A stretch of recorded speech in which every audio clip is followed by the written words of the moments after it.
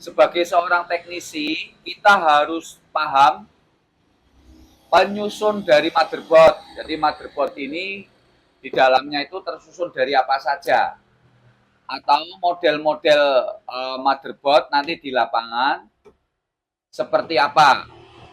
Jadi kalau susunan dari laptop yang generasinya 2010 ke bawah, itu tersusun dari 2010 ya, tahun 2010 atau masih DDR2, itu ada prosesor, ada chipset NOR bread, ada short bread, ada EC. Nah, tentu ada peripheral yang lain. Ini kita sebut dengan peripheral. Peripheral yang menyusun motherboard itu apa saja.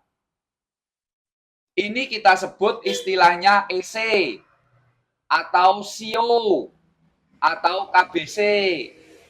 KBC, keyboard controller. Kalau ini disebut dengan PCH atau short bread atau kontrol IO. Jadi ini IO. Kalau ini CO. Jadi ada istilah IO, ada istilah CO. Nah, jenis yang lama atau DDR2 itu ada chipset. Itu namanya NOR bread atau kontrol memori. Jadi memori RAM, memori yang ada nanti di GPU, dan memori yang ada di prosesor atau cache memori, cache memori. Jadi ada cache memori yang mengontrol namanya memory control hub. Baru nanti prosesor. Itu istilahnya ini, kalau generasi di BMY, ini kita sebut dengan namanya core. Yang ini disebut uncore. Jadi satu kesatuan ini disebut CPU. Jadi CPU itu tersusun dari core dan uncore. Ini IO atau PCH. Jadi yang menyusun komputer itu memiliki 5 komponen pokok. Ada ALU yang itu sebagai prosesornya, ada control unit, ada memori, dan ada IO. Jadi ada prosesornya, ada control unit atau uncore, ini core, ini uncore, ini namanya CPU. Ada memori, ada IO atau PCH tadi. Nah, nanti di lapangan itu ada bermacam-macam arsitekturnya. Kadang-kadang grafiknya bareng dengan core atau nanti dengan prosesor. NOR bread-nya sendirian. Ini memory control hub atau NOR bread atau uncore. Jadi nanti kalau ada kasus no display, cek power yang ada di RAM, power yang ada di PCH, power yang ada di uncore, power yang ada di GPU core, dan baru core CPU. Ini susunan model yang komplit atau gaming, seri lama. Seri lama itu ada SB, ada NOR bread. Jadi DDR2 atau generasi 10 ke bawah itu, tahun 2010 ke bawah itu ada 2 chipset, short bread dan NOR bread. Dalam perkembangan waktu, antara ini gabung jadi satu, namanya CPU. Ini namanya CPU. Nanti diperjelas lagi, ada core dan ada uncore. Tegangan-tegangan yang ada di uncore itu apa saja? Tegangan-tegangan yang ada di core apa saja? Core ada 2, CPU core atau prosesor, dan grafik core atau GFX. Sementara yang ini grafik eksternal atau GPU. Jadi nanti harus tahu ada 2 grafik. Grafik internal namanya GFX, grafik eksternal namanya GPU. Nanti kalau yang speknya nggak gaming, spek-spek yang nggak gaming itu tidak ada GPU. Setiap laptop pasti memiliki GFX. Ini mulai DDR3 itu 2010 ke atas, ini bergabung jadi satu namanya CPU. Jadi CPU itu di dalamnya ada uncore dan ada core. Itu penting. Ini hanya di BMJ ya yang menjelaskan ini, Mas.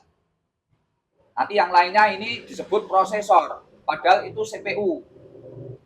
Kalau PCH nama lainnya adalah SB atau IO. Nanti generasi DDR3 ini berganti nama namanya PCH.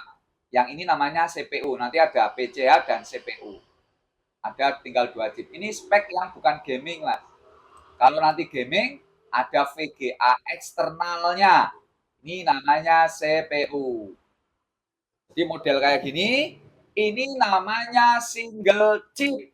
Single chip itu gabungan ini gabung jadi satu. Jadi gabung jadi satu kita sebut dengan namanya single chip. Nanti single chip ini ya. Ini single chip. Jadi di dalamnya ada prosesor, ada grafik, ada NOR bread atau memory control hub, dan ada PCH atau short bread. Ini namanya single on chip. Ini generasi yang sekarang. Kalau gaming-gaming tetap PCH-nya sendiri. Ini PCH-nya sendiri. Ini namanya CPU. Ciri-ciri ada GPU adalah ada memori yang tertanam di body. Ini namanya grafik eksternal. Jadi spek gaming itu dia ditanam chip untuk menyimpan register. Namanya memori tanam. Kalau yang GFX memorinya pakai ini GFX. Jadi GFX itu pakai memori ini. Jadi memori ini GFX. Tapi kalau GPU itu memorinya memori tanam. Ciri-cirinya GPU dia memiliki memori. Jadi cirinya gampang, Mas. Berarti kalau gambar ini yang motherboard ini dia nggak memiliki GPU atau tidak memiliki grafik eksternal karena nggak ada memori tanam. Berarti ini grafiknya satu. Grafiknya ada di dalam gabung dengan ini kalau seri lama, ini AMD ya. Ada chipset satu, ada memori control hub, ada prosesor. Jadi chipnya ada chipset SB, chipset PCH, prosesor. Berganti. Pokoknya setiap generasi berbeda-beda ya. Berarti ini single chip ini, Mas. Satu rame-rame. Chipnya satu. Jadi Anda nanti akan paham sendiri. Berarti ini chip ini namanya PCH atau IO, ini namanya CPU, di dalamnya ada prosesor loh ya. Ini namanya GPU. Akhirnya udah paham sekarang. Mengenal arsitektur motherboard karena nanti akan urusannya dengan menganalisa kasus no display. Di kasus no display itu pahami dulu arsitekturnya. Itu ya penjelasannya. Jadi nanti no display ngukurnya satu persatu. Ini mungkin hanya di BMJ yang menjelaskan kayak gini. Karena supaya kamu nanti paham.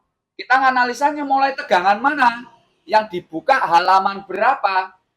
Karena pada dasarnya, Mas, kita sedang menganalisa dunia mikrokontroller. Mikrokontrollernya ada 3. Ini namanya mikrokontroller EC, ini namanya mikrokontroller kedua.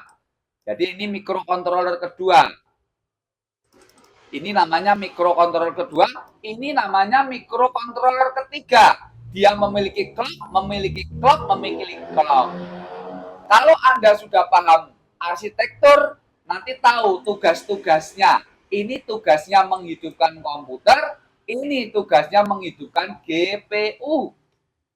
No display, nanti tahapannya menganalisa itu, Mas. Kita detail sekali analisa di BMJ. Pokoknya Anda harus tahu logika dasarnya, tata letak komponen seperti apa. Ngono, Mas. Jadi nanti kalau ada GPU, yang kita hajar GPU-nya. Kalau nanti no display, ampernya tinggi. Tapi ingat, dia memiliki memori clock yang berbeda, Mas. Clock-nya ada beda-beda. Itu ya. Paham. Pokoknya ini tujuannya saya membuat logika Anda biar masuk. Pada dasarnya kita sedang menganalisa dunia mikrocontroller. Ada 3. 1 itu EC, 2 sistem komputer, 3 pengolah data atau GPU. Oke, thank you. Mudah-mudahan bermanfaat untuk teman yang lain ya. Jadi kalau di BMJ insya Allah komplit analisanya. Silakan nanti Anda simak tutorial selanjutnya. Thank you.